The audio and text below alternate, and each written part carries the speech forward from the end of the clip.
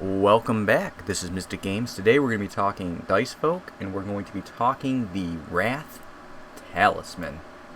This is one of my favorite talismans. This is essentially the Burn Talisman and the Potential Talisman, which is things get better and have the effect to increase damage or strength. We're going to jump right into this. We've already talked about all these Chimera. I'm doing specific tier lists for the Talisman because you have a selection of these specific Chimera that you can get. You can get one random Chimera from any other Talisman through an event, but you're not guaranteed anything. But you will get, these units are a very strong chance of getting, because you have 9 attempts to get Chimera, and it'll be out of this selection in this pool when you pick this Talisman. We're going to start with Odo Dragon, C tier. On rotation, it burns. Wrath Talisman isn't about rotation. I don't think any other Chimera here really worries about rotation. Only Odo Dragon. It does burn, though. That's why it's in this Talisman. Next, we're going to talk Lunago. I love this little bunny, but he is very random. So what he does is he grants strength to a random target, including itself for the rest of the turn. The iridescent version is way better, but we're not talking about iridescent. Iridescent for this Talisman is probably S tier. He's probably B tier simply because you can't target. He's a support unit. You put him in the back line, and he hopefully buffs one of your other Chimera that you're using to attack, either your leadership or if you have a secondary leadership spot as well. Normally with this, you're going to probably either have 2 supports and 1 leader, or you're going to have a support and then 2 leaders, but one's going to be more of a slight support type unit. It's a very weird, I shouldn't say it's a weird talisman. It's just a unique talisman where you can kind of go that route. Normally you're not going to use Lunago as a combatant unless you're forced to. Next we're going to talk about Mamahmut, which is the crocodile with hair. He looks like the SCP. Pretty much when he is attacked, he gains strength for the rest of the turn, so you want him to get hit, and then you want to use him. He's pretty good. The issue is you need him to get attacked for him to really get buffed, so you're going to be taking a ton of damage to output damage. So he's a good leader, but he's not as good as some others that you can get in this Talisman. Next is Boshi. Boshi gives Frozen to a target. Right now we're going to put him in A tier. You use this spell, you have 3 casts of it. It increases the damage of your leader to do 1 hit that's going to do double damage. You can choose whenever to use it, so you can use 1 attack to break a shield, potentially, and then use Frozen, and then use another attack, and then hit him in the face for a ton of damage. Next we're going to talk about Marmur Agma. And he's S tier. He randomly, no, I shouldn't say randomly. At turn's end, he just puts burn on a target that's in control. It's controlled by int, and it goes on the leader every time. So as long as you're not rotating the leadership position out very often, you can burn up a target and do tons of damage very, very quickly with this, and it's guaranteed. This is one of my favorite units. I've gotten him as the iridescent version, and it's just fun. And both versions are S. It becomes very strong over the course of the game. Next, we're going to talk about Biome Fury. Now, in here, normally I put him in C, but I am going to put him in B in this because you have Lunago, you have this guy, you have a bunch of things that gain strength and pass strength around. You have him who gains strength. He has a lot of synergy in here, where he's actually a lot more useful as a support. A good example of like a combo that you could use would be this. Actually, right here is your leader. Him in the back, and him in the back. He gains strength when he gets hit. He attacks because he gains strength. He gives strength at the beginning of the fight, so he attacks. And if you get hit like 2 times, and then you get the strength at the beginning, that's 3 attacks that he gets. He's very solid in this Talisman. Other talismans not always guaranteed to be so much, but in this one, he can be very strong. Next, we're going to talk about Kitsuna. Kitsuna is probably an A tier leader. On the start of the turn, it gains the strength equal to the opponent's strength for the rest of the turn. Essentially, it has 1 strength, a decent amount of health, and then it gains additional strength to copy the leaders. It adds to your 1, though, so you will be slightly stronger.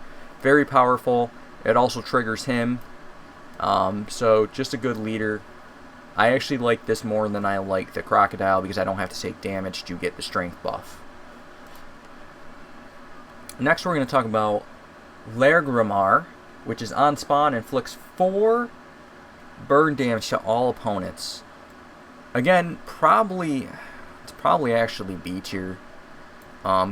It does burn to everything, so that's really good. But burn does, you tend to want to focus burn. But it is useful. It's not a bad Chimera. I'm just going to say it's average. I think having the leader being targeted by burns and then being able to increase it by int is stronger than increasing your int to hit everything, because you're spreading your damage out. Normally in this game you want to try to take out 1 Chimera at a time if possible to weaken the enemy team. Next you have the Gambos. This is an S tier support. What this does is every time you get hit, you permanently gain 1 strength for the rest of the battle. So essentially this effect where he gains 2, and then he has int, of course, that makes it better. But if he gets hit, he gets his 2 int increase, and then this would give him a +1 as well permanently to his strength for the rest of the fight. Super strong because every time you get hit, it adds strength. I've gotten this guy who counters with him before, and it's super strong with him because he just counters and gets stronger and stronger, and you know, it works well. But that's, again, he's not in this dice, but I'm just saying that's an example. It works even with this, and then, you know, like he would get an attack because he's giving strength, and he's getting strength too, so that's 2 attacks. Very strong in this dice. One of my favorite supports, up there with the burn guy. Next we're going to talk about Pavanax. Pavanax is so good, but so situational because it requires equipment to be really, really good. What Pavanax does is every battle, 1 time that it's KO'd, it is revived with some health. Essentially, it's close to like 50%, I want to say. And then it gains 6 strength for the rest of the battle. The issue is its life is so low that it would need to... They essentially counted the life, so it has 14 health, which is super low. The expectation is you want it to die during the fight. The issue is when it respawns, you're getting like 7 or 8 health. And that's how they kind of configure the... Like, because if you add 14 and then it'll just say 6 to make it easy, you're looking at 20 health, which they're like, oh, that's pretty strong. And then it has 12 attack. Yeah, but you have to, you know, die, and then you're going to come back with like no health until you start buffing this thing. It's not a bad Chimera, but it's very situational. There's a Phoenix Feather that adds 1 strength permanently every time you die. This is super strong with this unit. I am still going to put it in A tier, but it does require some equipment buildup to be really good, and it needs to be buffed. The iridescent version is better because it pretty much comes back and he gets full health. If you get the iridescent version, especially with some of the items that go well with it, you're just going to smoke the run. Super good with this as well. It just has a lot of different... even with this, it's super good because, you know, it's going to have a ton of damage. It's going to be hitting hard. Next we have Whiskero, which, when it dies, its strength is given to the allies for the rest of the battle. I'm going to put it in C tier because it's not good for a player's Chimera to die, generally. You don't want your Chimera to die unless you have a way to revive them. And therefore, it's extremely situational because this at least revives the first time it dies, and you're kind of planning on for it to get killed eventually. You don't want this to die because if it dies, you might not get it back for the next fight. Super good for the computer, not as good for you. Next we have Malus, who has a spell that it gives strength to a ally for the rest of the turn. It starts off with 3 strength giving. This is an S tier. It's essentially a better version of Lunago. What it does is it is a targeted increase of damage for the rest of the turn. Um,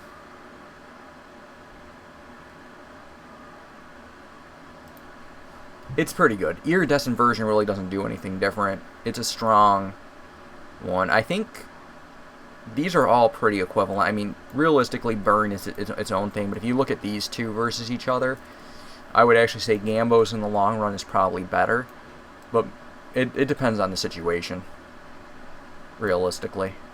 That's the only difference between it is this is permanent and this is not permanent. Next, we're going to talk Reptile. So whenever an ally gains strength, it burns. It's essentially doing kind of what Bind Fury does, except it doesn't do damage. We're going to put this in C tier. Actually, this is probably the order for these guys. It just isn't that great. I'm not going to talk too much about him. I talked about him in other videos at this point. He's just not that great. Next, we're going to talk about Cobrasaur. So he inflicts burn on the opposing leader. But it's a spell. He has 3 casts of it. He's an A tier. This is just better because it's automatic at the end of the turn. You're always going to get it.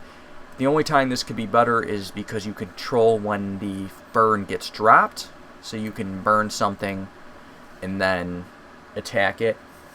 So it has its uses as being a spell user, but it's also, you only get to use it so much. So you're only going to get it so much and then it's going to run out. So in long battles, he's always going to be better. In short battles, this is fine. That's why I'm putting it in A tier, but it's never going to be S tier because most of the boss battles you're going to want to keep inflicting the fire, and you can't with this.